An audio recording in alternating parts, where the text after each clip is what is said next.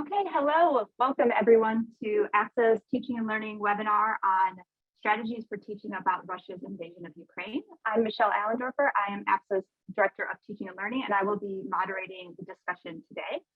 Before I introduce our distinguished panelists, I want to go over a few housekeeping notes. First, this webinar is being recorded and will be shared on APSA Educate, APSA's online teaching and learning library, where you will also be able to find other resources on the topic. Second, we have enabled live transcription. So if you need that, you should be able to activate that from the bottom menu in your Zoom screen.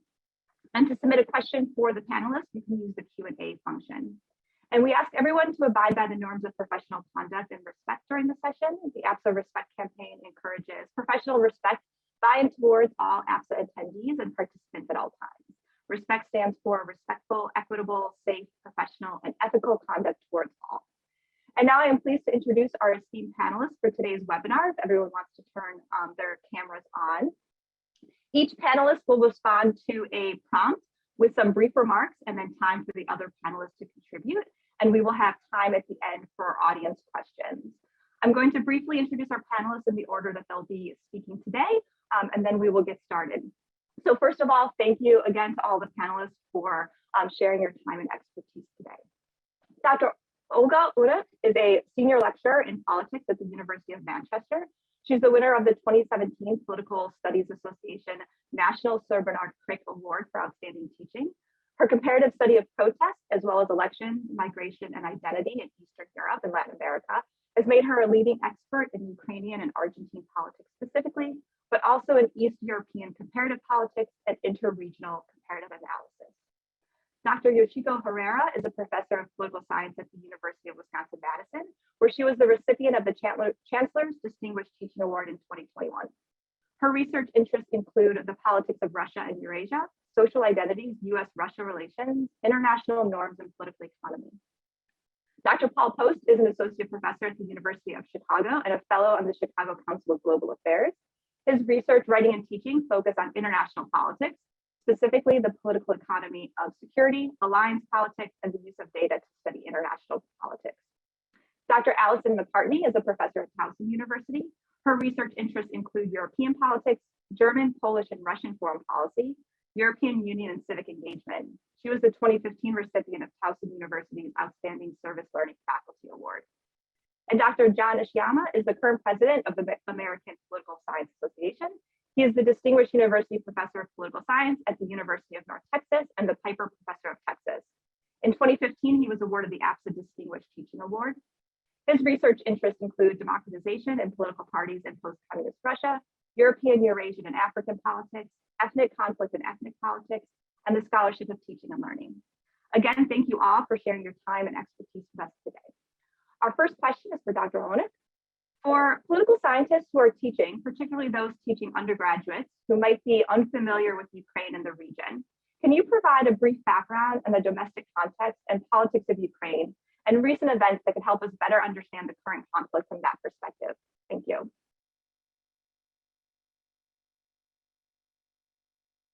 I started speaking as usual, but I didn't unmute myself. And you'd think after this many years of Zooming, you'd get it right. Well, thank you very much for inviting me, and I hope that what I have to share will be of interest.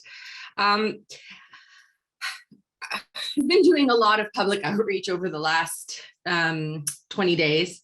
I am myself Ukrainian, so this is an incredibly difficult thing for me, both in teaching, in research, and now in policy work practice.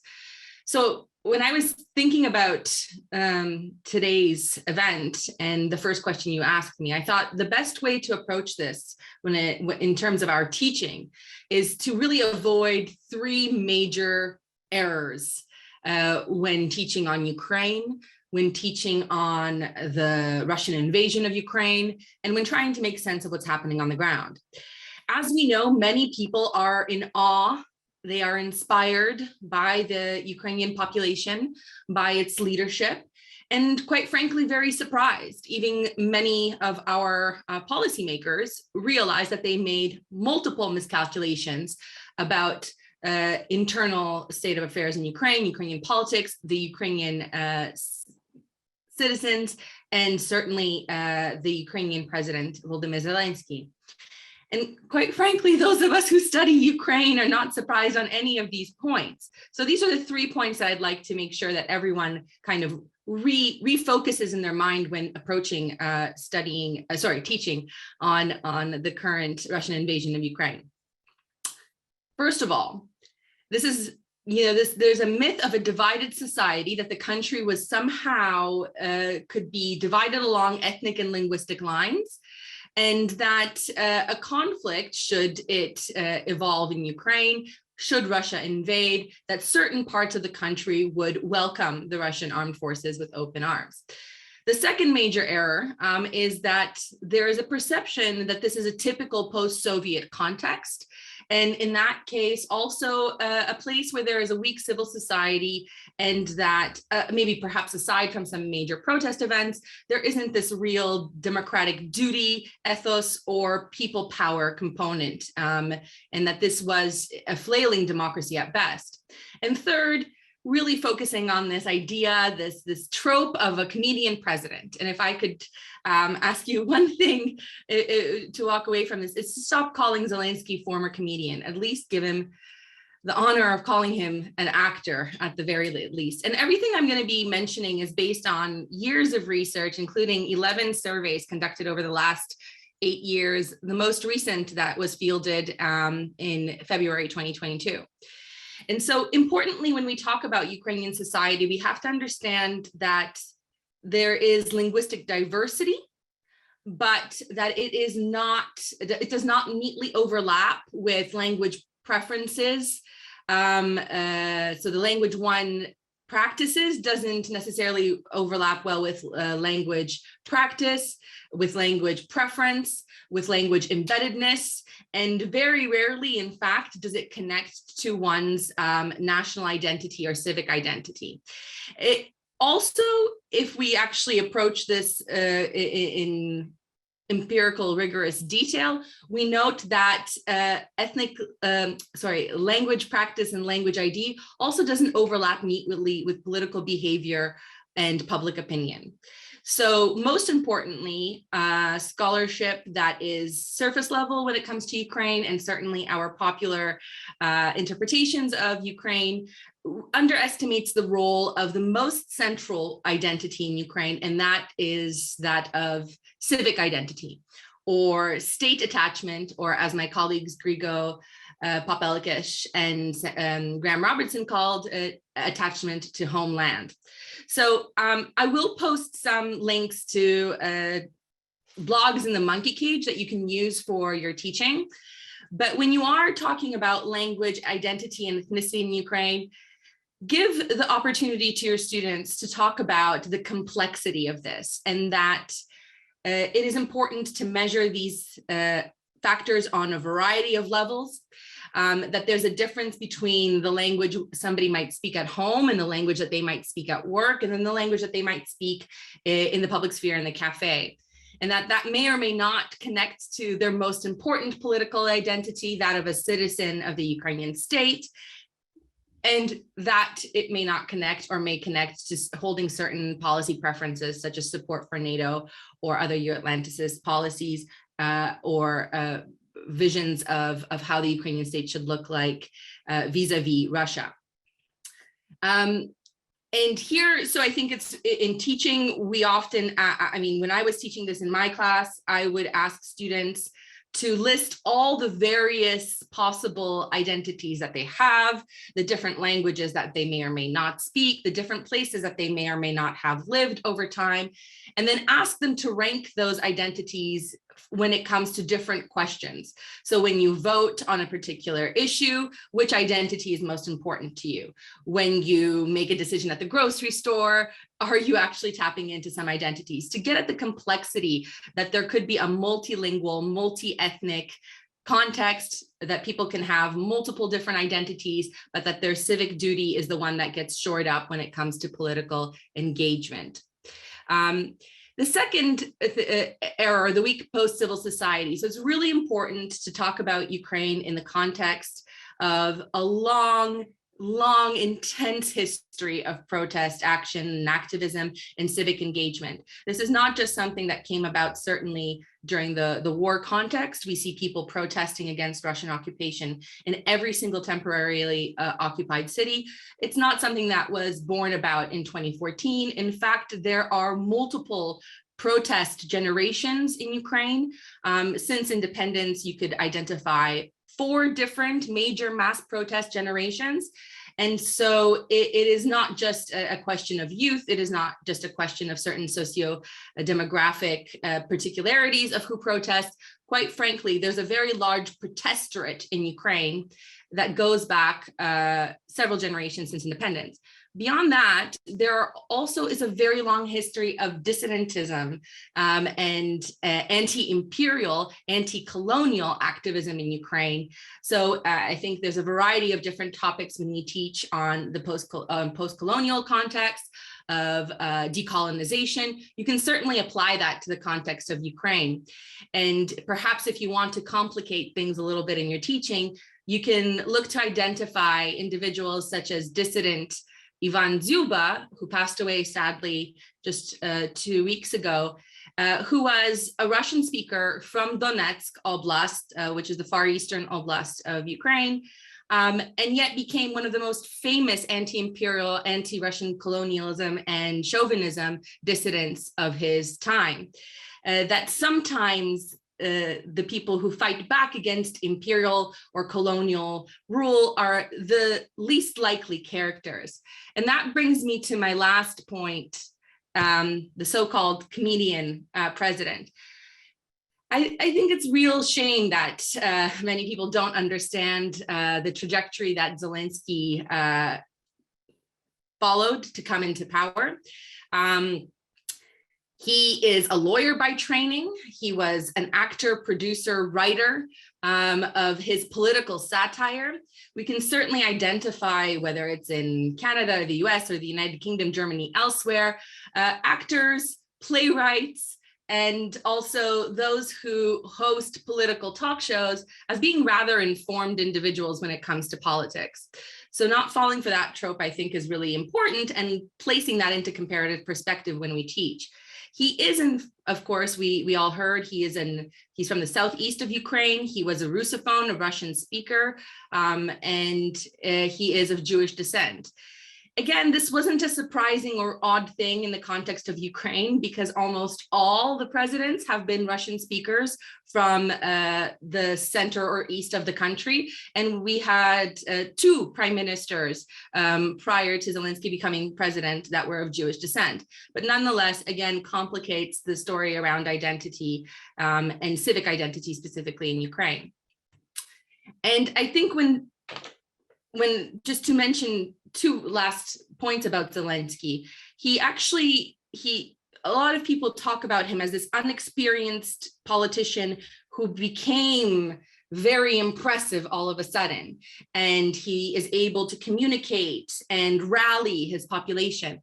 But if you take the time to actually look both at his acting career and then his early political career, he was using much of the same narrative of civic duty, of civic unity, of unity across East, South, and different ethnic and linguistic agrupations and identities across Ukraine.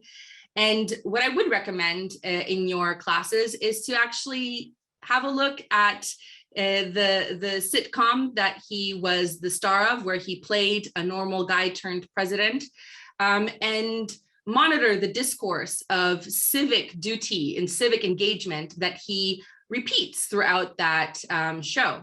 And again, I can post a monkey cage piece about the Zelensky effect, how using this language of unity, mirroring those who are in the southeast of Ukraine, who are Russian speakers, or perhaps have different ethnic backgrounds, he also was able to bring them closer to Euro-Atlanticist positions, to pro-democracy positions, and precisely perhaps why he became such a threat to Putin. Thank you. Thank you so much. I'd like to open it up if any of the other panelists would like to add anything, contribute, make any comments related to this before we move on to our next question. Okay, great. So our next question is for Dr. Herrera. Can you share a little bit about the internal Russian dynamics and political context that are important for understanding the current conflict? Yeah, thanks, Michelle. I'm very happy to be here. I want to just say a few points about what's happening in Russia to complement this discussion a bit. The first thing I think that everybody should understand is that Russia right now is what we would characterize as having a personalist dictatorship in Vladimir Putin. He has been in power since late 1999, and while he's been elected several times, sometime around after about 2000, political scientists stopped calling Russia a democracy, and it's sort of creeping authoritarianism, but it has gotten worse over time. They no longer have free and fair elections, and Putin has maintained his power increasingly through electoral manipulation, media control, and increasingly also use of violence to arrest or sideline his political opponents. So that means that we don't really know the true state of support for Putin because he has consistently kept any kind of viable alternatives off stage. And so when people are asked if they prefer Putin to some of the other party leaders, those people are all people who he knows would never get more than maximally 20% support. And so the important question for us is what would happen if there were an alternative to Putin? And that, I think, is why we could see what appears to be solid support dissipate quickly over time. And that's something that happened in other East European countries in 1989. And so while it looks like he has support of the population from polls from before the war, I think that we have to consider the fragility of that support. Another thing I want to note is has to do with the motivations for the invasion and how we can understand it. And there's, I'm sure others will talk about this as well, but I want to mention a couple of things. Number one, in terms of the national identity discussion, I think it's important to note that there is not longstanding hostility between Russians and Ukrainians. So there are differences. They have some shared cultural past, but this is not, from polling data, et cetera, if you look at different ethnic groups and different national identities, Ukrainians are nowhere near the most disliked group in Russia. And so in terms of a narrative of Russia being at war with Ukraine, I think this is something that actually doesn't make a lot of sense to people. And it's partly why they banned the word war. I mean, suggesting that we're going in to help Ukraine with this special military operation sort of makes sense if this is a neighboring country that you are trying to help out. It doesn't, but a war between Russia and Ukraine actually, I think, is not an easy sell, despite the media control and propaganda. The other thing, and I just would also note that just following on Olga's comments, that Russian national identity is quite incoherent. There's a lot of different strands of it. Putin himself has moved in lots of different ways. So I would not say he spent the last 22 years building up a clear understanding of Russian national identity vis-a-vis Ukraine or any other country. There's a lot of different sort of ad hoc things going on. In contrast, the claim that NATO expansion was sort of a trick where the West double-crossed Russia and that NATO is a threat to Russia is a widely shared view in Russia. There's very little disagreement on that. So in terms of, is NATO a problem? Is NATO out to get us? There's a lot of agreement on that point, even by people who might disagree with Putin. So I just want to note that the anti-Ukraine sentiment, I don't think is so obvious, but the anti-NATO sentiment is somewhere where there's going to be some level of public support. Just a fourth point, one of Putin's main legitimating claims is that he delivered Russia from the chaos of the 1990s and the chaos of the uncertainty of the economic situation, of inflation, of deficits, of lines, etc. And all of that has pretty much disappeared right now. So my sense is that it's still early days in understanding the full effect of the sanctions, although they have been very severe. But I think anybody that's downplaying these sanctions as like, oh, we've seen this before, it's just going to be like any other place. I think you have to take into account that it's a catastrophic economic problem in Russia that's only going to get worse as long as Putin is in power. And it's very powerful that this is reminiscent of the 1990s and a return to the precise time which Putin has spent 22 years saying was a problem. So he's actually brought Russia back to the exact place where he said he was taking them away from. So I think that's a big problem for his legitimacy. Everybody's asking, what are the chances of a coup or a social revolution in Russia? I just want to note that Putin has actually done a good job in terms of separating out security services into different divisions that are going to make any kind of a military coup or security services coup hard to coordinate. And on the social revolution side, there's certainly a lot of public discontent for the reasons I just mentioned, but the regime is also very strongly cracking down on opposition. They passed a law just last week saying it's a 15-year prison sentence if you share what they consider fake news, which is anything they disagree with. They've limited social media, which limits coordination. And so there's a fear of arrest, torture, loss of jobs, etc. But I would add on top of it, people are depressed and demoralized in Russia. So it's one thing to go out and protest and when you think your side is winning or you think people are with you. It's another thing to go out when you think you're going to be the only one and you're going to end up in prison and you're a nobody and nobody's going to care about you. However, we just saw yesterday somebody kind of broke onto the very heavily controlled state TV, a former TV producer, with a sign saying they're lying to you, don't believe the propaganda, no war, etc. I mean, some people are doubting this as a Kremlin propaganda trick. I don't see the value of that, but nevertheless, I think most people interpret that as a rather brave move because that woman is going to face probably some serious prison time or other negative consequences for that act. But the fact that somebody's willing to do that maybe gives other people a little bit of hope that that protesting and that there's safety in numbers, et cetera, could, that could happen. But right now it's a very depressed, oppressed society. And that's why I think we need to think about this as a dictatorship in which dissent is heavily punished. And so when we ask ourselves, why aren't Russians out there on the street? Well, there are thousands, not millions, but there are thousands going out.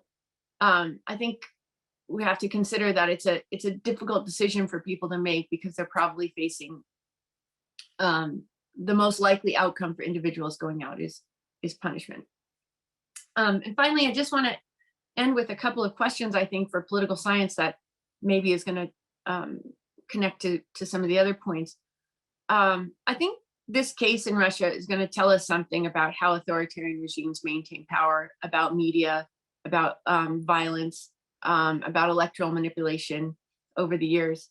I think the question of whether Russia is fascist, which has been perhaps a cottage industry for people working in Russia, has been reinvigorated, and maybe we're reconsidering our answers. I think looking at the domestic factors for international relations is probably going to get a boost in terms of understanding the domestic motivations as well as the international context. And finally, I think that, having studied democracy and dictatorship for now, myself for 22 years as a political scientist, I think it's interesting to think about what this war is going to do for the study of democracy and dictatorship and for the commitment to democracy in countries around the world. There are pivotal moments like 1989, 1991, end of the Cold War, that sort of changed things. And in the 2000s, we were largely in a kind of funk in terms of like democracy in retreat, dictatorships, populism, etc. So I think this is going to be an interesting question to think about democracy and dictatorship worldwide, as well as the study of it. Thanks. Thank you. Would any of the other panelists like to chime in on this question, add anything?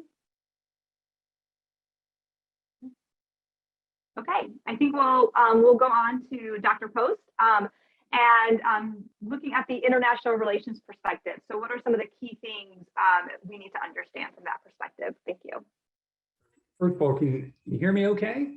Everybody hear me okay? Great. So thank you for inviting me to be part of this. And I think this is very important for, I think, the reasons that all of us are witnessing. We have students who have lots of questions on the domestic side, which I think we just heard some really great, I just received some great insights on the domestic side of this. And then absolutely on the international side. And so what I want to focus on today is, first of all, I just want to talk about very briefly, what do I see as like big themes in the study of conflict that this war is highlighting.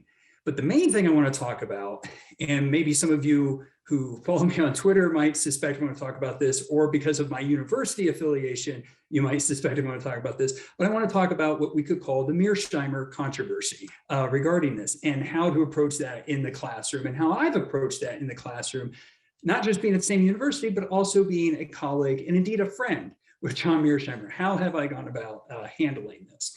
So first of all, in terms of the big themes, I mean, this war, something that I've observed is this is revealing in a major way, more so than any war that during my lifetime, the economic side of war. And of course, as someone who studies the political economy of war, this is something that I've spent a lot of time looking at historically, but this war, from the sanctions, from the dire straits of the Russian economy, perhaps having to now turn to external assistance, to the assistance that Ukraine is receiving. I mean, it's really highlighting the old phrase that amateurs talk about strategy and professionals talk about logistics and supply. And that is really what this war is highlighting, is that element of it. So I think that's one thing that's very notable. And in terms of, if you will, kind of momentum in a research area, I could see this war generating a lot of momentum in that, such as the study of sanctions. So that's one big area.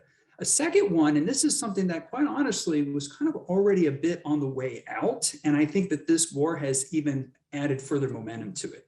And that is the claim that especially became prominent about 10 years ago when Steven Pinker wrote his book, The Better Angels of Our Nature.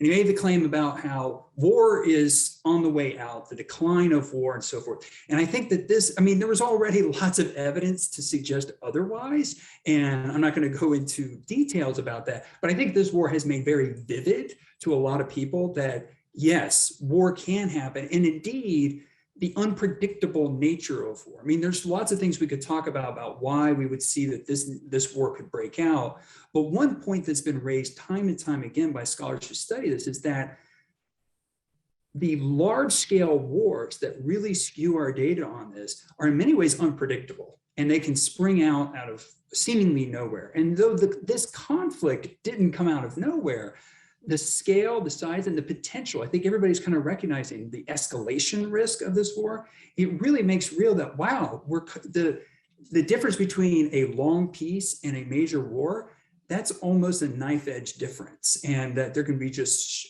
few things one way or the other that can shift it. So I think that that's another big theme that this war has highlighted. A third one that I've seen is, and this relates to some of the comments you just made, is the focus on leaders. I think that this has really made clear about how leaders matter. Of course, there was already rich research moving in that direction, but I think people are looking at everything from trying to understand what is Putin thinking. So looking at Zelensky and how he's rallied the country and the type of actions that he's taken, it's really highlighted that leaders matter, leadership does matter. So I think that's another big area. But the main thing I want to talk about, and especially given that this is about teaching, is kind of how I've tried to take what we could call the Mearsheimer controversy and make it into a teachable moment. So I think most people maybe on this call are familiar with it, but I'll just share what this is. And it deals with the idea of NATO expansion being a potential cause of this conflict. And of course, this is also an opportunity to have students think about causality, right? What does it mean for a war to be caused by something, right? So the claim that's been put forward by my colleague, John Mearsheimer, is that NATO is the reason for this war, and that specifically the United States pushed NATO expansion eastward against the wishes of Russia, and indeed against a promise that was made And as a result, this is what you will see, is that when it got to the point for the potential for Ukraine to join NATO, that was a bridge too far. And so it's understandable that Russia would draw a hard line with that and indeed launch this war. That is, in very short terms, that is the argument being put forward by John. And this has been a very prominent argument. Of course, he originally published this in Foreign Affairs. He's now had a lecture on this that has somewhere in the neighborhood of 15 to 20 million views. He just had a New Yorker interview just this weekend, an Economist interview where he's been putting forward this argument. And most notably, the Russian Foreign Ministry itself has actually been retweeting elements of this argument and, kind of seeing that. I think that's kind of maybe the bridging the gap that we're not trying to do, but that nevertheless is what we've been seeing. And so as a result, that has led some people to go as far as to say that John is a puppet of the Russian regime. There's been calls to cancel him, remove him from syllabi. There was actually a letter sent to the president here at the University of Chicago about, what kind of measures are going to be taken against John and so forth. And so it's raised a lot of questions and a lot of controversy. And so obviously, this is not something I felt like I could just ignore with my students, nor did I ignore it on Twitter. I put forward what I did with this. And what I want to share is exactly how I've handled this. So the first thing I did was I said, I'm not going to ignore it. I don't think we should be canceling anybody or anything of that nature. Instead, I think what we have to do is stop and think about it. And that's something I always encourage my students with anything that's controversial. If we're talking about the clash of civilizations, we're not going to not teach it. We're just going to stop. We're actually going to think about it. And so in this case here, the first thing we did was let's understand what his argument is. So that was step one. Let's actually give his argument the due respect that maybe it deserves, maybe it doesn't deserve, but we're going to actually put forward his argument as it's conveyed by him. Second thing I did was, well, are there points of agreement with this argument? It can't be all bad, right? I mean, it's obviously resonating with a lot of people. Why is it? What is it about this argument resonates? One of the things I really like about his argument, and I share this, is he takes Bob Jervis very seriously, which is something that a lot of us don't do. Bob Jervis, of course, writing his book, Perception and Misperception. And I even saw commentary by NATO officials saying like, well, why would Russia ever think that NATO expansion is aggressive? And it's like, well, wait a minute, Bob Jervis taught us this in the 1970s. That's something that we might think is totally benign. You shouldn't be shocked if someone on the other side doesn't view it as benign. And so that's something that I think is actually useful about his argument. But then the next step to it is to then say, well, what is it about his argument that is wrong? Where do I disagree with facts on this? And so for me, there's several points of disagreement on this, but one of the biggest ones is the narrative that NATO expansion was pushed by the United States eastward. And my understanding from the research I've done and others have done is that that's the furthest thing from the truth. That the truth is that the Eastern European countries wanted NATO expansion and pushed for NATO expansion. And indeed, if you go back to statements by, say, Bill Clinton in the 1990s, or of course, there's been the famous address speech going out by Biden talking about how the Baltic states would be a step too far. There's no way we would ever have NATO go to the Baltic states. But the Baltic states wanted NATO expansion. And so this was something that they pursued, and eventually NATO went to there. Now, that leads to another thing, which is, well, then why is it that they wanted NATO expansion? Well, it's because they viewed and still viewed, even after their independence, Russia as potentially aggressive. And so that leads to the fourth thing that I do, which is it's one thing to put forward an argument like John's. It's another thing to highlight where it's flawed. But I think it's really important to also say, well, what's the alternative? What is an alternative explanation that possibly also fits these facts? And for me, and this was, a little bit cute, but I actually think I think there's some validity to it, as I say, a better argument is actually offered by John Mearsheimer. And that is his earlier work on offensive realism, I think actually offers a better explanation. Not the best. I think there's a lot of domestic factors that play into this as well, but I think that his argument about states being inherently aggressive, wanting to control their region, I think that goes a long way towards helping one to understand why states in Eastern Europe and Central Europe would have been nervous about Russia, and also goes a long way towards explaining why Russia is taking these steps. And then it also leads you to say that maybe NATO expansion exacerbated an already tense situation, but it leads you to not say that it caused it. And so that's how I've approached this. Now, the final thing I want to say with this is that not only did I put forward this argument, and again, maybe some of you saw what I put forward this argument on Twitter, but after I posted that Twitter thread, the first person I shared it with was John Mearsheimer. I gave it to John and I said, hey, just to let you know, I'm putting forward this argument, I'm critiquing you. And to his credit, he said, this is great. He said he respected the fact that I was taking his argument seriously, that I was putting forward counter arguments to it. Admittedly, he probably also liked the fact that I said a better explanation still comes from him. I could admit that that's probably part of it as well. But I viewed this as something that from a teachable moment standpoint, I thought was a better approach to handling something as controversial as this than say, we're going to remove him from our syllabi, which is something I saw people talking about, or we're going to write a letter calling for him to be reprimanded in some way of that nature. And instead say, no, this is an opportunity to stop, think about this situation, think about that argument, think about why it's flawed, and think about what might be a better argument. And so that's the way that I approached it with my students, offered it on Twitter, and hopefully maybe some of you can find that to be useful if you yourself are also facing questions about this argument. Great, thank you very much. Again, I'd like to open the floor if any of the other panelists would like to contribute on this question. Yes, please. So I would just like to add to Paul's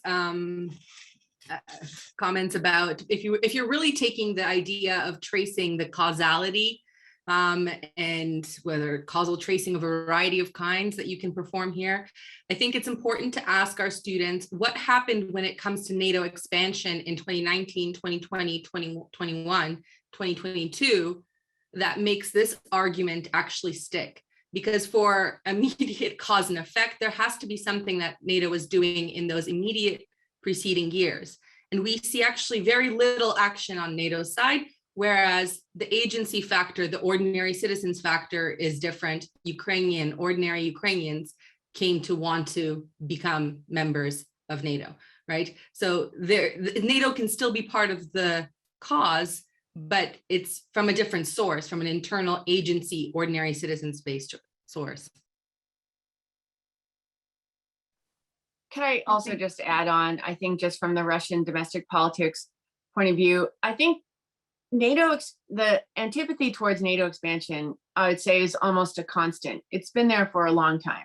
So in terms of the timing of February 2022, I don't really see how that, following on just what Dr. Onuch just said, there's different episodes in NATO expansion that could be explained, but also just in general, like, why now? And also, given the extreme unlikelihood of Ukraine having joined NATO actually in 2022, I mean, it's not just that it was a constant source of disagreement, but there wasn't any particular action. But moreover, there were so many off-ramps in the diplomatic negotiations leading up to this invasion, which actually think make it different from 2024. So the possibility for misunderstanding in 2014 compared to 2022, the possibility that Russia misunderstood what was happening, like maybe they understood the European Union Association Agreement from 2013 as a step towards NATO. Do we really think there was ambiguity in all the diplomatic messaging this time leading up to this invasion? And so that's another area where I think there were reassurances, there was clarification. So it's hard to believe it was a misunderstanding about potential NATO expansion at this point. Thanks. Great, thank you. And now we'll turn to Dr. McCartney. Can you share how you're addressing these topics in your class, and in particular, the importance of helping students understand the conflict as being part of informed global citizens? Thank you, Michelle, and thank you to APSA for sponsoring this panel. I think it's much needed. So let me start. So I teach civic engagement, and I also teach international relations. And to say that this is a teachable moment is an understatement. One of the things that it's teachable about is that solving problems takes time. Students live in an instant society. I remember in graduate school, there was short attention span theater, a TV show, and we thought that was bad, but well, it's even shorter now. They're used to, instant solutions. And no, this is going to take a bit of time. Right now, I'm actually teaching a simulation class, an international negotiation simulation class, where half the class is representing Russia and the other half is representing Germany. So my goals this semester have changed somewhat to just trying to avoid war in class, amongst other things. But I talked to them separately today, for example, and I have at various times talked to them separately and at times together since February 24th. For the Russia side, it's about, well, how do we represent Russia? We didn't sign up to represent this Russia. And I'm like, well, yeah, you did. You signed up to represent Russia, whatever it is. And they're very concerned. Everybody's going to hate us. Everyone. Do I have to be Putin? I'm like, yeah, you kind of do. Or Lavrov, take your pick. So I'm like, but always in international negotiation, you have to be able to get inside the mindset, as several people have mentioned. What is the Russian perception here, the Russian policymaker perception here? And getting them to do simulations and role plays can hopefully help them get into this mindset to see, okay, when you think about what is reasonable or what is rational, what frame are you using to define those terms? For the German side, I think about, how do you negotiate with Russia?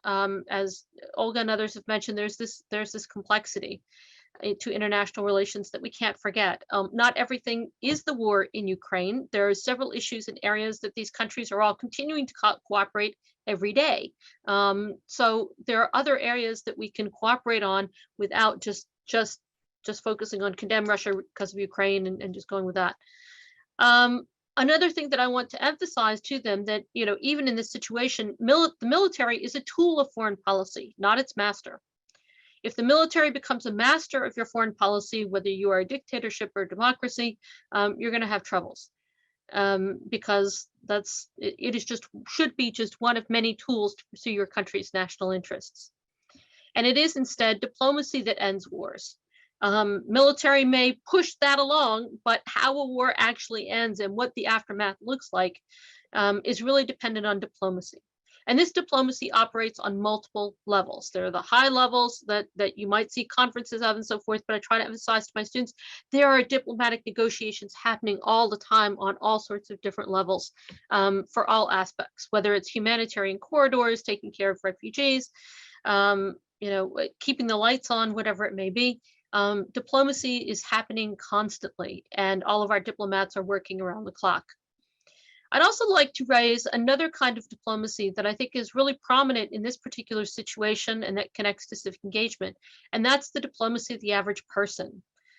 We see in Ukraine the podcasters, the TikTokers, people just recording videos of a little girl singing, in a basement, as being another kind of diplomacy in terms of communicating interests, communicating wants, communicating desires. Diplomacy is no longer just happening up here or just happening between officials.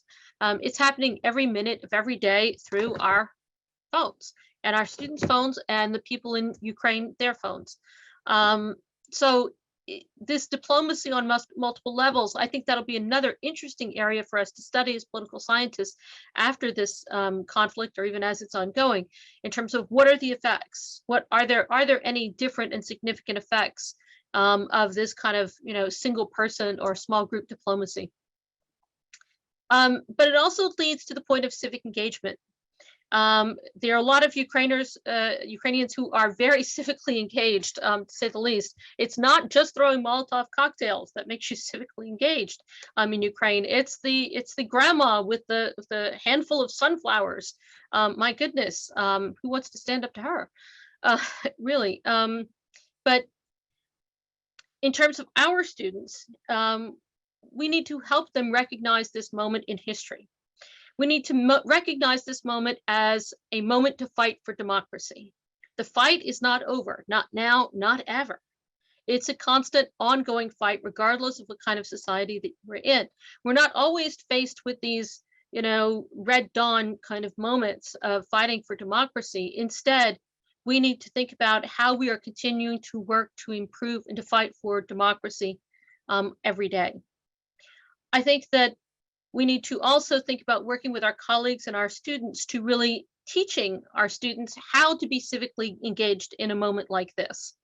So, for example, how do you organize teach-ins or panels on these kinds of topics. Don't always just give them a panel. No, bring them along in the planning process and teach them how to do it. They need to learn how to put these kinds of things together in terms of their futures. We need to assist students to mobilize their concerns productively. In addition to these things on campus, we need to think about things. I've had a student come to me, how do I organize a protest? What would a protest in favor of Ukraine look like? So I say, okay, what are your goals in organizing this protest? What are you trying to communicate with such a protest? What about the use of social media? We need to have conversations with them about how to productively use social media. For example, a student, how do I fundraise? How do I fundraise for Ukraine? I want to do some sort of fundraising for Ukraine. How do I do this? Well, I say, okay, first of all, let's think about, where you want the money to go. What are your goals? What are credible organizations? As always with a crisis, there are lots of fake organizations popping up with these fancy sounding names: Fund for Ukraine, Save Ukraine. I don't know if those, I'm just making those up off the top of my head, but we all know the usual kinds of terms. And so I think we can really help them to identify credible organizations if they want to engage, if student groups on campus, or even just an individual pop-up group of students wants to work on something like fundraising or social media blitzes. We also can assist our students in finding productive outlets, such as internships.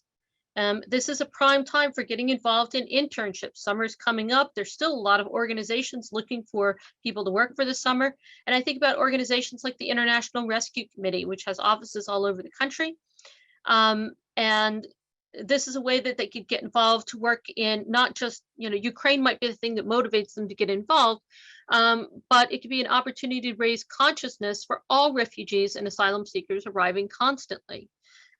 So there aren't just one set of refugees coming from one place, but how can they learn to understand the experience that the people in Ukraine are going through by working with some of these other organizations right now in our communities?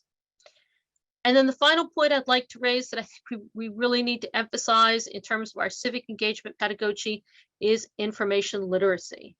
Please, please, please, please, please. This is such a moment ripe for all kinds of infiltration from various organizations, from who knows where, that are trying to lure people into clickbait, not only just via requests for money, but trying to generate false stories, whether it is pro-Ukraine, pro the Ukrainian president, for example, or whether it is pro-Russian. There's a lot of clickbait that's going on, and I anticipate that it's going to get worse. And we need to have them working with what is credible, reliable information, and being aware of where are they getting their arguments from. All of these points are key to being global citizens, to becoming, what are the skills that we're teaching them from this particular moment about being lifelong, engaged, active global citizens. And I think that we can do a lot here. I think that this is this kind of teachable moment about not only their own democracy, but about other democracies around the world, and about, again, their own futures right here, right now, that they can learn the skills for to move on. Okay. Thank you. Would anyone like to add or contribute anything to this question? Okay, then I will turn it over to our last panelist, Dr. Ishiyama. What approaches are you finding helpful for students to have a better understanding of this conflict? How are you engaging in these topics in your class? Oh, okay. Well, thank you, everybody. And again, thank you, Michelle and APSA for putting this together. I think it's very, very important. Let me a priori ask for your forgiveness as I put up a PowerPoint slide show, because I cannot seem to function without PowerPoint slides. And by the way, it is the worst possible PowerPoint presentation you'll ever see.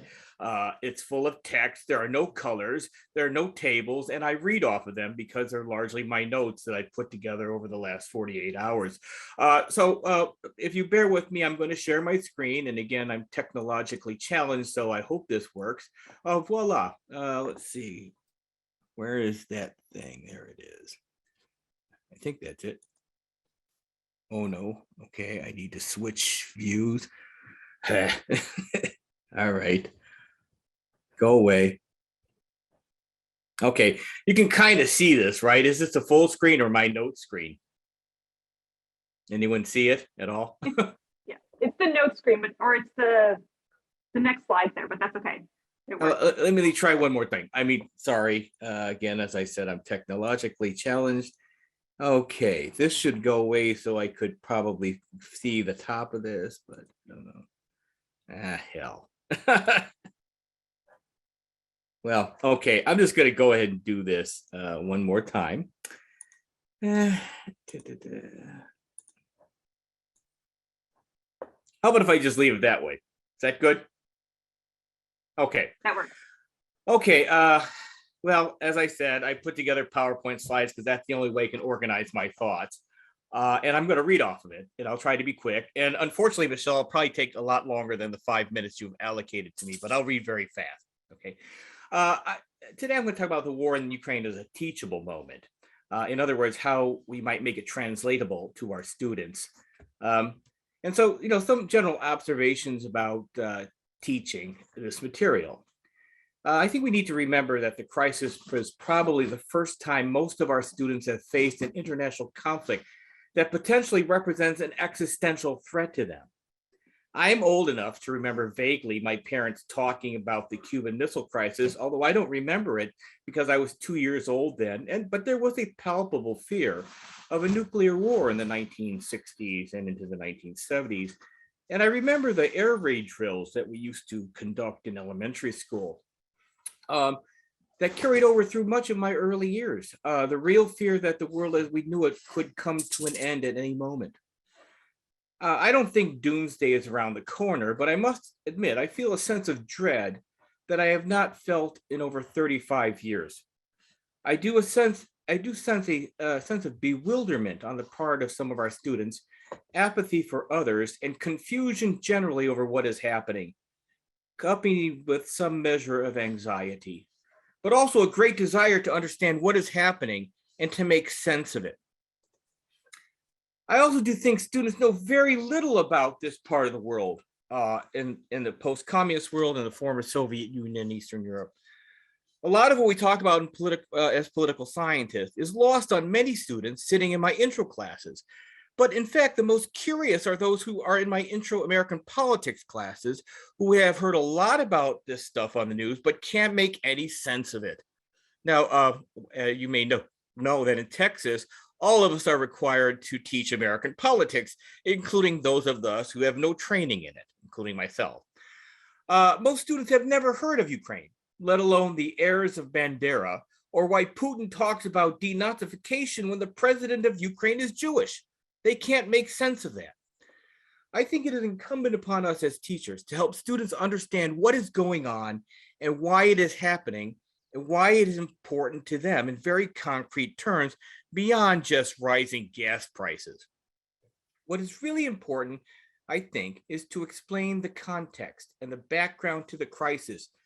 Yes, I think Professor Onuch underlined that it is important to understand things like the history that connects Russia and Ukraine, the Ukrainian experience under Soviet rule, the horrors of the Holodomor, the famine of the 1930s that was resulted as of the collectivization policies of Stalin, the divisions between East and West Ukraine, although not as deep as many of us have suggested, and the Soviet experience during World War II, pointing out that 27 million people in the Soviet Union died fighting the Nazis, including 4.5 million Ukrainians.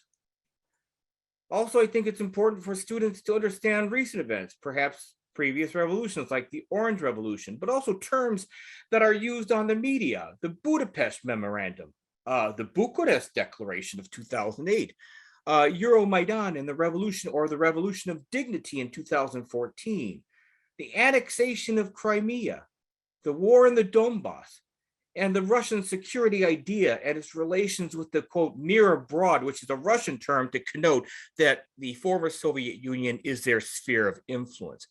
Also, I think we need to talk a little about the historic support, Russia's historic support of de facto states in Transnistria and Abkhazia and in South Ossetia, and the frozen conflicts that exist there. This gives students, both undergraduates and frankly, graduate students as well, the context to make sense of what Putin says, for instance, among other things. And I think by understanding, it helps calm them down a bit. By the way, I've taken the liberty to upload a primer I use for all of my classes to APSA Educate. It's a quick lecture I provide to students so that they have some context to understand some of the things touched upon the panel by today. It's actually targeted at intro level students who know very little about the region or about the issues that we've been discussing today. So feel free to use it, add to it, and correct it as you wish. I claim no copyright over it. Now, going to things that I think are important to address as we talk about this war in our political science classes. I have to admit that it's rather like drinking from a fire hose. The overwhelming amount of information that we are bombarded with is overwhelming to me, as it is, I think, overwhelming to our students. But there are issues that intersect with the topics we discuss in our classes. And based upon what has been presented today, there are several issues that can be discussed in a variety of different classes, not just in international relations or comparative politics classes, but all classes that touch upon legal issues and human rights, identity politics and race, political communication and the information war, political psychology, conflict management, and many others. So they don't all have to be just comparative politics or international relations classes. In my view, there are sort of 4 broad categories of themes around which class instruction could be organized or touched upon to get students to think about what is happening. And thus develop has been suggested on the panel today, as Professor Poast has suggested, that this allows or help students develop their own analytical skills, which is one of the learning goals that we often say we're doing in our departments. The causes of the conflict, the dynamics of the conflict, the consequences of the conflict, and issues raised by the conflict that merit further exploration that we had not thought of before. Now, in terms of the causes of the conflict, this is not my firm. I borrow it from many other scholars who are much smarter than me in international relations about talking about the system level causes. For example, the expansion of NATO and how that presented a threat to the Russian security idea and its sense of its dominance in the near abroad. These were system level characteristics of cause. I think that as Professor Poast has pointed out, this is part of the Mersheimer argument that the system level explanation does explain what is happening. There are also other levels, such as the dyadic level, the evolving relationship between Ukraine and Russia, and Ukraine and the West, and Russia and the West. So these dyadic relationships also might explain why the conflict occurred. There's a country level, dynamics within the Ukraine, the war in the Donbass, and how civil wars can spill over international ones. Divisions between East and West Ukraine, for example. Also, I think some people forget that part of the justification for this war on Putin's part is that the Minsk Accords had not been implemented regarding decentralization of power and the institution of de facto federalism and autonomy for the separatist regions of the Donbass. That is part of what happens within a country that could spill over into international conflict. And as Professor Herrera points out, what is the nature of the Russian state? I think this is a very important question that has been re-emerged in the results of this war. Is it a personalistic state, or as some characterize it, electoral authoritarian one, or a kleptocracy, or what? This debate has been reinvigorated on how to characterize the Russian state. And then there's the individual level. What is going on with Putin? What explains the behavior of leaders? It opens a discussion of political psychological issues that have long been part of foreign policy analysis, for example. Who is Volodymyr Zelensky? How do his experience affect his decisions? Rather related to the recent work in IR about those associated with the LEAD project, that individual leaders' experiences impact how they behave in office. The war allows real-time examples, and a real-time example that students can use to explore these topics in international relations and comparative politics. There's also the dynamics of the conflict. Now, sometimes people get sucked into the dynamics, meaning they're watching on YouTube Russian tanks destroyed, or where are the arrows going in the invasion, that you can get sucked in just the battlefield, day-to-day dynamics of the conflict. But I think what's interesting, or what would be more interesting for our students, are how Putin and Zelensky behaving as leader. And the fact that Zelensky was an actor has helped him, I think, meet the moment. I mean, he's a lawyer too, but this is a role that I think he was made for. He is playing it extremely well. And I think that his training as an actor has helped him meet this moment. What kinds of conflict management techniques are used? Understanding the diplomatic process and how will a potential peace settlement emerge?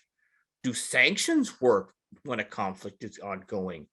How do international organizations work, like the United Nations, and what role do they play in conflict management or in this conflict?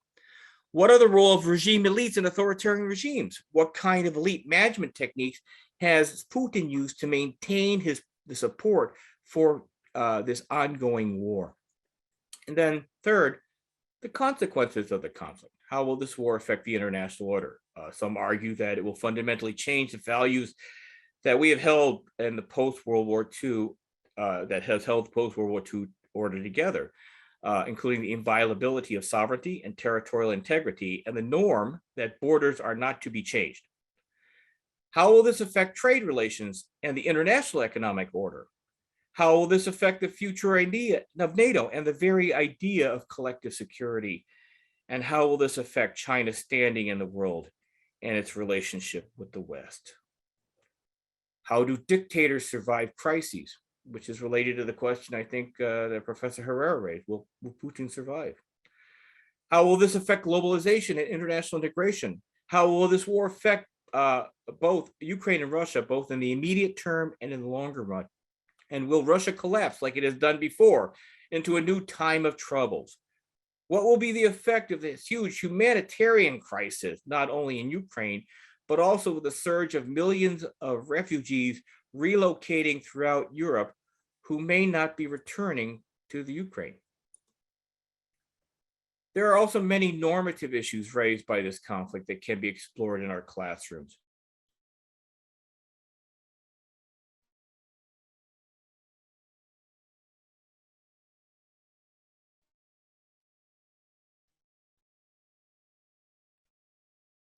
Now constitute war crimes. Under what conditions is military intervention justifiable to defend human rights? I want to touch upon another issue that has emerged that has sometimes gets pushed to the side, but it's important nonetheless. There are reports of racism in the inequitable treatment of African and South Asian refugees at the border heading out of Ukraine. Is this the result of deep-seated racism in Ukraine, which some have suggested, or is it the result of the stresses of war? Most all of us have not lived through the stress of war. Wars can bring out the worst in people, but it also can bring out the best in people. Also, it appears that Ukrainian refugees, who are after all white, are treated much more favorably than refugees from conflicts in Africa and Syria and Afghanistan. Why is that? It is easy to overlook these issues in the light of the tragedies in Ukraine. We should not overlook these issues, but help students understand why they happen. Again, war tends to bring out both the best and the worst in people. And to illustrate this, I often use my own family's history about being detained in relocation camps during the Second World War, simply based upon our ethnic identity. It brought out the worst in people, the Second World War. It also brought out the best in some. And I think that we need to help students understand that when wars happen, a lot of bad things happen that are committed by those we might consider good people. I was thinking about an example of how, or a recent example of what I use in my own class. I am teaching a graduate class on ethnic politics, and when this happened, we were discussing the effects of conflict on the hardening of ethnic identity. It's widely purported in much of the literature that conflicts, civil conflicts tend to harden ethnic identities and become insurmountable gaps between different groups. But the question was, why are ethnic Russians and Russophones outside of the DPR and LPR in the East not flocking to support Putin's invasion as probably he expected? I think Professor Onuch has provided really invaluable insights onto this, that there are other identities that have become salient, such as ideological, democracy versus autocracy, and civic identities. Ethnic identities does not necessarily trump all others. I have read an interesting study by Gwendolyn Suss in 2019, who offers some interesting insights on the effects of the war since 2014 on local identities in the eastern part of the country. She found that in areas of the Donbass under separatist control, you see a greater identification over time with being Russian. In areas that are under government control, there is a movement towards greater identification with Ukraine, even among ethnic Russians as well as Russophone Ukrainians. I think it is true. Civic identity is as equally important an identity as ethnic identity. We too often assume that ethnic identity trumps everything else, and it doesn't. Now, war has affected identity, according to Professor Suss, but it depends on what side of the line of contact you are.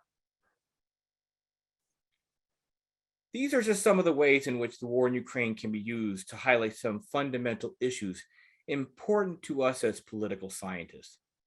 Although I remain uncertain about the future, and I do think this war will change a lot of what we have become familiar with in this world, it does provide a teachable moment in real time for our students, and we should seize that moment. Thank you. Thank you. I'd like to open it up if any of the other panelists would like to add anything to these remarks before we open it up to audience Q&A. Yeah, Dr. McCartney. Yeah, there's just one other thing I want to add, connecting sort of different comments is that, and also my point on being a global citizen, information literacy, I hope that we are also teaching our students to look at more than one news source in this conflict. There's an unfortunate tendency by many American news outlets to look at it just from an American perspective and just through an American lens. And our students can't understand this conflict if they do that. And so as much as we can bring in different news sources, show them the variety of viewpoints in different news services, I think that we could be doing them a great service in terms of broadening their understanding of the sources out there in international relations, and again, developing as global citizens. Okay, thank you. And we do have some questions from the audience, so I will start with those. The first one is for Dr. Poast. And I'll read the full question so you have the full context here. Wouldn't it be appropriate to say that Mearsheimer may be right in arguing that Russia is threatened by NATO expansion, but that the argument that the war is the fault of the West is flawed? Putin made the decision to go to war and commit crimes against humanity. Just because embracing Ukraine means threatening Russia, does that mean that the West should just avoid embracing a democratic country that wants to join their institutions because they're in another powerful state sphere? I'm trying to think through how to teach about this from critical perspectives, especially by using feminist IR theory and post-colonial theory. Any advice you have about that would be welcome.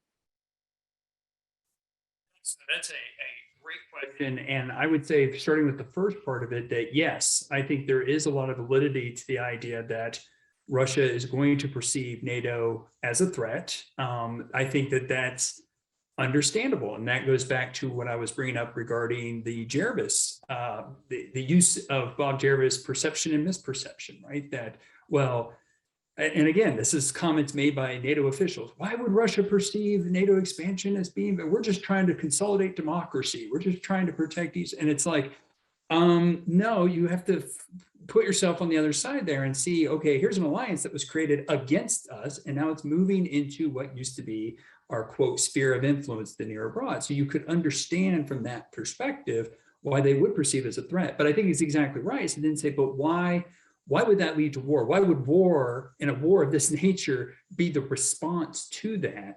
And I do think that it comes down to issues of timing. You could start looking at that, like if this was really about that, you would expect a closer linkage with timing. You can maybe make more of an argument in 2014, but even then that wasn't a full-fledged war. That was just taking Crimea. And so I think that's absolutely valid, the first part. And in terms of, say, post-colonial theory, I actually think this is a great example of a theory of where this is a great instance of where post-colonialism can actually serve as perhaps a better and also a very obvious contrast to other theories. So to go back to the Mearsheimer, the biggest criticism I have of the Mearsheimer argument is that it takes away the agency of the Eastern European countries and the Central European countries, right? That it's just simply about Russia and about the United States. And in some ways, you can even say that his argument takes away the agency of Russia, because it's like Russia is compelled to fight a war because of NATO going forward. So he really puts all of it on the United States. And on the one hand, if you're taking a system level argument, you're saying this is, we're focusing on the behavior of great powers, you can maybe understand it from that standpoint, but it raises all these questions about timing and also and then also it doesn't fit well with the facts, that the fact that I brought up, that a lot of US officials are like, no, we really shouldn't be expanding NATO this far. So it doesn't fit the facts of moving there. And then you say, well, then why did NATO expand? And you can't actually get a good explanation if you only focus on the great powers. You have to look at the incentives of the Eastern European countries and the fact that, like, again, with the Baltic states, as soon as they became independent, it was like, our security is dependent on the West. NATO is what we need. And they went through a very concerted effort that took years to be able to convince the NATO allies that that was indeed the case. So I think this is actually a great instance of where something like post-colonial theory can actually offer a better explanation than, say, a neo-realist explanation. But it's also an opportunity to show where both explanations have some explanatory power. Thank you. Would anyone else like to add to that? Yeah, if I could. I think I've supervised several theses on Russia's foreign policy towards Ukraine. And I think one of the most effective exercises we can go through with our students is to do a content or discourse analysis of Putin's speeches, just Putin. You don't even need to go beyond, there's much more to go. So first assignment is just to download as many as you can, and then to go through it. They're all in English, they're on a website, they're easily accessible. And this is not just the February 21st a speech that was long and meandering, not only that essay that he wrote over the summer, but we're talking about multiple annual speeches over time. And here, I think feminist IR theory has a lot to offer in terms of looking at the gendered language that Putin repeatedly over and again uses when he speaks of Ukraine, of Ukrainians. In fact, referencing rape and other such things. Of course, there's a trigger factor here with our students, but I think this is where feminist scholarship really offers a lot of insight into, well, I think understanding truly. I don't think I disagree fully with Mearsheimer, and I would have my students really unpack post-colonial as well as feminist IR gendered discourse of Putin. It's about Ukraine for him. I don't think it's about all these other things, quite frankly. It's about the perception of what Ukraine should be and how it should be owned by Russia. Thank you. And we have an audience question that I think builds on this. The question is, what are the gender dynamics evident in this war?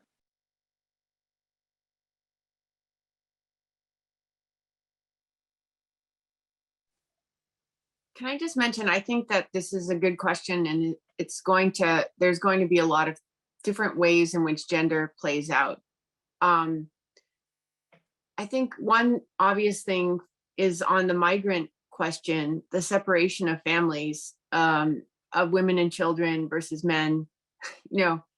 I don't know, it may come to some people's attention that with co-parenting, maybe women aren't the only ones to take care of kids, but we're like thrown back into this like traditional understanding of gender, of men stay and fight and women take care of the children. That's one thing. But in terms of the effects on people, I mean, that family separation, in addition to the migration part, I think is something that people are going to look at. I think as Dr. Onuch just mentioned, the gendered language of Putin and some other strange dynamics, for example, in his meetings, why he's meeting so far away from people, but he was either actually with these female pilots and stewardesses, or it was green screened in, but with whatever, regardless, like he didn't see it as some kind of safety threat to be physically proximate to women versus men. But I will notice that that was also supposed to be a meeting with female pilots and stewardesses, and it's widely reported as merely stewardesses. So somehow the female pilots are out of the reporting of that part. But another piece, I think, is that, and something we learned from the Chechen War, is that the mothers of soldiers actually were important for getting POWs out. And the mothers of soldiers actually going down to Chechnya and appealing to get their sons out was important, and also in terms of the domestic protest. So far we haven't seen that, although you have seen people sharing POW accounts of soldiers calling their mothers, etc. So I think that the mother's relationship to POWs is another piece that I think is going to be worked out. But I think there will be many more pieces to this. I think looking at the collaboration and who's targeted for collaboration, that maybe is another piece. But I think that's just a question. How gender works in this is going to be something that there's a lot to unpack as it goes forward. Thanks. Can I just add something, Michelle, if that's okay? I very much think this is right. The focus on children as needing to flee and mothers accompanying children, and the focus on also on mothers of soldiers, right? This is also part of the rhetoric of the Ukrainian state. Mothers, take back your sons, don't let your sons go to war. But also the mothers of Russian soldiers might form an unexpected opposition, as you noted. And here we can use examples of mothers of the disappeared, because a lot of soldiers are in fact disappearing, in that they will never come back, their bodies will never return home. So thinking back to the Madres de la Plaza de Mayo in Argentina or elsewhere, where we can find actually that women, mothers of soldiers in Russia can become a potential for opposition. But let's not forget that 20% of the Ukrainian army is actually female. It's actually a very large percentage for an army in the region. So that is important, and not missing that aspect of this is also, I think, problematic. And lastly, yes, there is this, there's a patriarchal component, and the idea of mothers being the ones who flee and so on and so forth. But I would ask that you consider looking at Tamara Martinyuk's work, who is a Ukrainian scholar, sociologist from Kiev, and she actually looks at masculinities. And one of the points that she's making currently when she's discussing this with her colleagues and elsewhere is that the men in Ukraine don't have a choice to make when it comes to the war. They cannot choose to flee and save their lives. They cannot choose and flee with their children. And sometimes I think harping back to certain perspectives of masculinity is unuseful, considering the fact that men don't have a choice, and women do in the case of Ukraine. Women can stay and fight or flee. Men don't have that choice. And so I think problematizing that a little bit further is useful also. I want to add something about this idea of toxic masculinity. It's a lens that many people have used to try to explain Putin's behavior and Putin's choices. I think we need a little time to untangle all of that. This is again where we talk about patience. Students want to know right now, what is this motivation? Are we sure about, all these different things? But the theme of toxic masculinity should not be forgotten in this dialogue, not only in terms of what's happening in Ukraine, but also what's happening in Russia. Where it's going to fall out, from all this, I'm not sure. But I just want to make sure that we don't ignore it.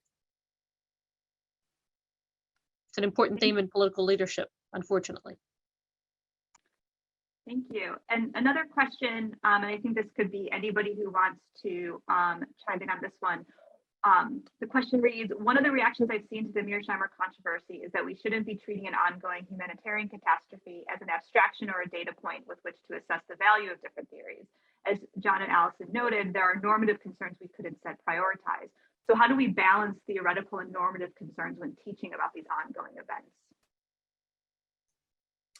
Can I sort of chime in, perhaps not to answer the question directly, but I do think that we as political scientists tend to shy away from normative concerns because it's safe not to take a position on things. We hide behind our methodologies, our empirical inquiries, because then we look balanced and fair.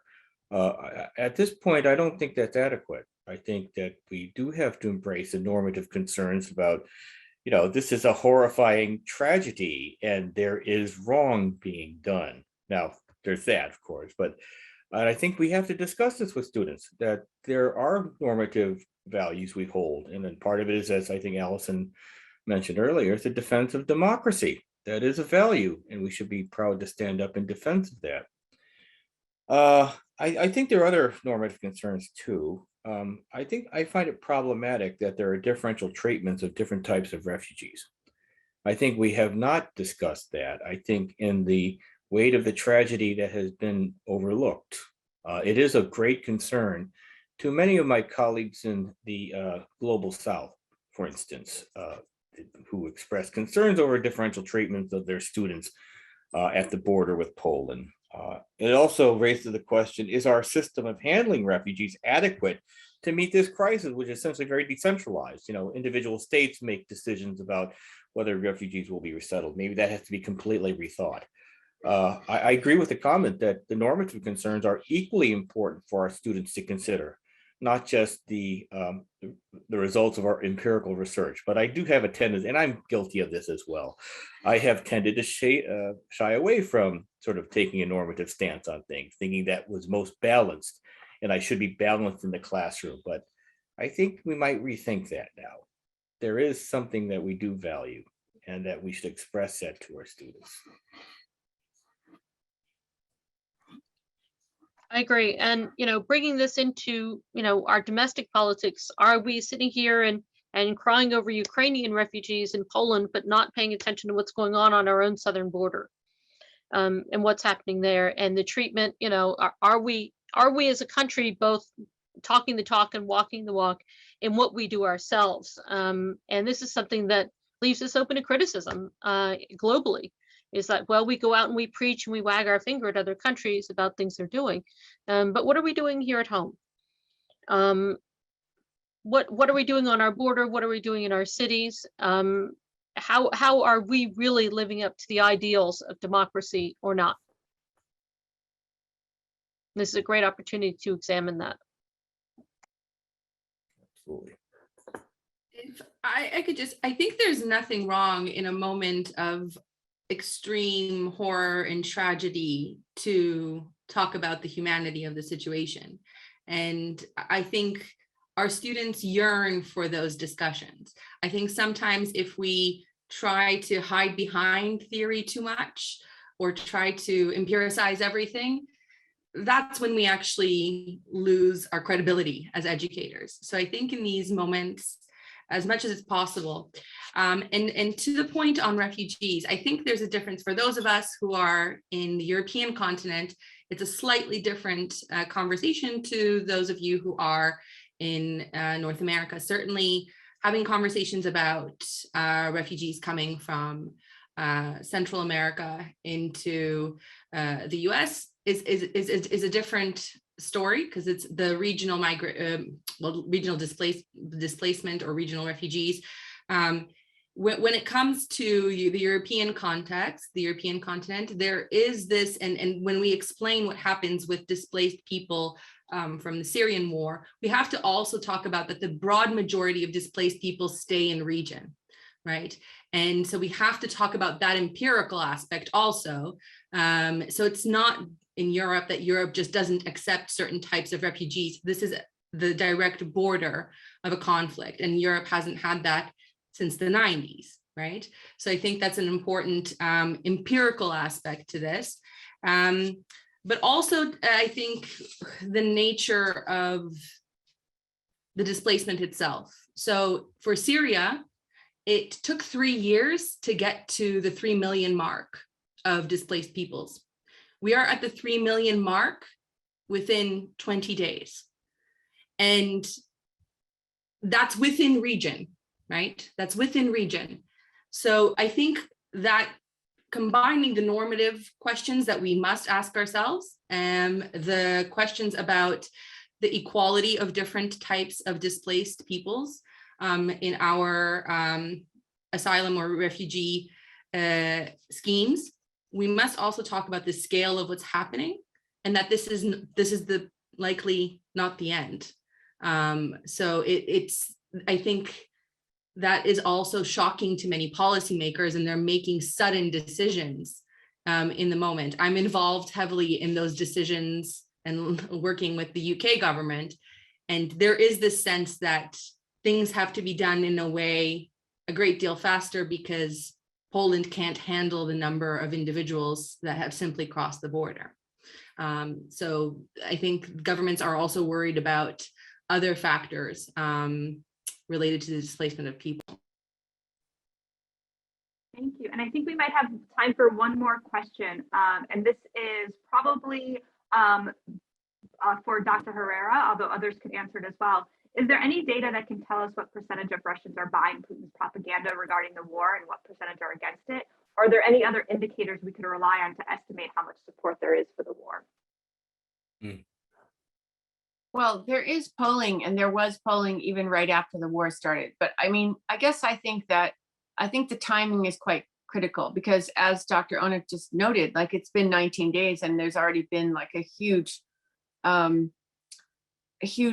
catastrophic effect in Ukraine as well as in terms of the Russian economy. So I think that we can't go back to like a poll on February 21st or even like February 25th and say, oh, that's what people think today. So there are polls, but I think that we have to think of not just when is the poll published, but look at precisely when it's come out. And I think that's one of the things that the dates of the polls is one point I would mention.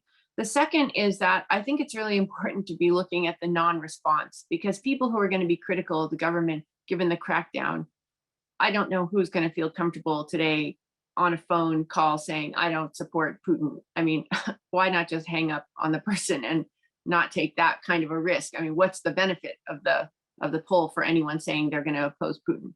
So I think some of the concerns that we have about authoritarianism and bias are just exacerbated in the current contest, and it's going to show up in people not responding. And so that's going to be a little bit harder to see unless somebody says, I don't know, but they're not necessarily going to show people who just don't answer the phone or don't participate. So I think that's going to be a little bit harder to figure out. I mean, I will also say that despite the fact that I think that there's signs of discontent, there's reason to believe there would be discontent.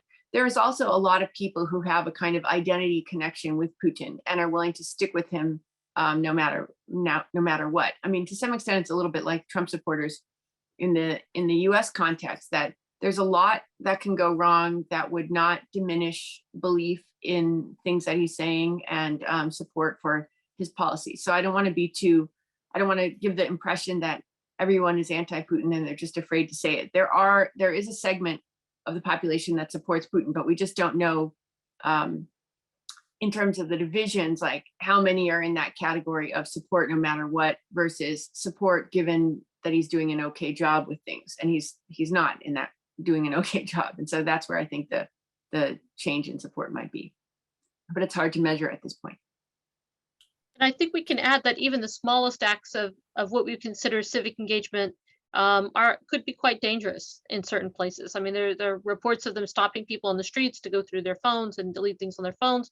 You know, are you wearing a ribbon of the mothers who are supportive of soldiers killed in war? You know, I mean, just the smallest thing. It's to live in that kind of society where the smallest thing at any time could mean that you're thrown in jail for weeks on end is a pretty high price. So I also don't think that we should necessarily look at the Russians and say, why aren't you rising up? Because again, as mentioned, some people, genuinely do support him for their own reasons. And others, may have quite a lot to risk. Some people may be trying to ride out the conflict and hope for better times. So it's hard to measure civic engagement in autocratic societies, right? But it is there. It is there. If I could just jump in here, I think I would like to highlight 3 data sources that would be useful. So the Russian election study, which is possibly the most reputable academic study, and Bryn Rosenfeld out of Cornell is now leading it with several other colleagues. And watch that space, because at some point they will be able to survey. The last survey that they did was in December. And I think that when they do that will be a fairly excellent survey. The other thing is Paul J. Good did content analysis of media in Russia. And I think that helps us understand at which points, which types of propaganda are being pushed and when they stopped being pushed also. So he's been covering the last 20 days, and it is truly fascinating. And lastly, I think it's useful to compare the data. I think anyone collecting data right now, we're collecting data as well in Ukraine. It's a context that it's hard to do, but comparing the same data collection mode over time by the same agency. So even here, I'm thinking of Navalny's sociological outfit. They collected data on February 25th, the second day of war, and March 5th. And so it's the same exact questions using the same methodology with all the same biases that they would have had across time. And in that data, they already see something really fascinating. So whereas on February 25th, 44% of the respondents thought that sanctions would be catastrophic. By March 5th, that went up to 60. They're about to tell us, I know they launched another survey, they're about to tell us if that's a huge shift. Even when we account for all the biases within that survey itself, because it's Navalny, because it's online, because it's in the context of war, going from 44 to 60% believing that sanctions will be catastrophic to Russia is intense. Similarly, on March 25th, 29% thought Russia was the aggressor. By March 5th, 53% of the respondents reported believing. So we're seeing, again, biases, problems with the data, etc. We're seeing some shifts. And so I'm certain that there will be other sociological agencies that we can turn to. I would not turn to state agencies to track how many people are actually believing or not propaganda. Thank you. And I think John had another comment to close us out. Well, actually, I think there have been many excellent comments on the panel today that are, I think, very useful for our classes. One thing that I'm a little surprised that hasn't come up that I've encountered in my classes is people also frame this in terms of the West's relationship with China. Like, what will China do? And there is this tendency among students to think about the world as being a mutually exclusive place, where there is the West, who are the good guys, versus Russia and their friends, the bad guys. And so they automatically think China is on the side of the bad guys. That, I think we have to disabuse our students of that, to think of the world in terms of mutually exclusive terms, because that's overly simplistic. Although I have to say that there are some politicians in this country who do frame it in that way, that China is indisputably in Russia's camp and supports overwhelmingly the invasion of the Ukraine, which is categorically untrue. I would encourage all of you, if you come up with or face questions from your students or colleagues about the role of China, that we understand their motivations in a much more nuanced way, that it is really against many of their interests for Xi Jinping to jump in on the side of Putin's invasion of Russia. I mean, it seems to me what's interesting too is that the emerging dynamic in the relationship between Putin and Xi is that it looks like the senior partner now is China, and the junior partner, if there is a partnership, is Russia, which is a reverse of what it had been in the past. So I'm sure many of you will get questions about China and how it plays a role in this war. Great, thank you so much. I would like to thank all the panelists again for generously sharing your time and expertise with us today, and to the audience for taking the time to join us. I'd also like to extend a thanks to the rest of the APSA staff that worked hard on putting this webinar together. The webinar recording should be available in a week or so on the APSA Educate site. And again, thank you everybody very much.